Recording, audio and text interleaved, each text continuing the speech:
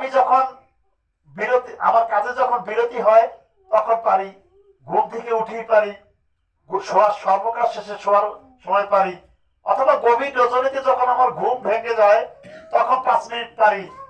কে কখন করবেন সেটা কোনো বিষয় নয়, কিন্তু সময়টা তাকেই ঠিক করতে হবে যে আমরা গোবিন্দর চরণ থেকে যেন বিচ্ছিন্ন না হই। যে যখন পারেন তখনই করবেন।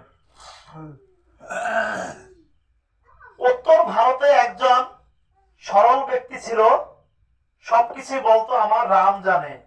দেখুন সরলতার কি গুণ। যত যা কিছু আছে সকলেই সে কি বলতো, আমার রাম জানে। তাকে যদি মনে করেন টিপসা দিয়ে একখানি সম্পত্তি নিয়েও যায় তাও সে বলে আমার রাম জানে।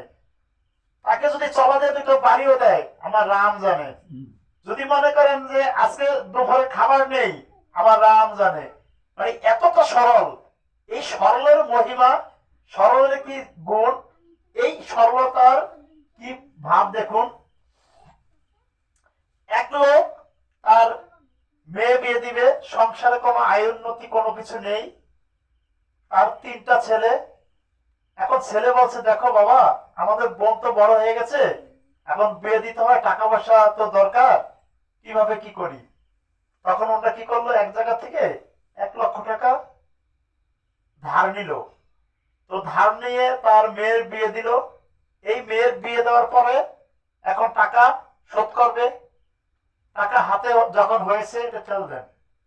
তো টাকা হাতে হয়েছে পরে উনি একাই, যেই ব্যক্তি সরল ব্যক্তি, উনি টাকাটা ধার দিতে পারত। এটা তেল দিতে এত কথা লাগে না, তেল দিয়ে দিবেন।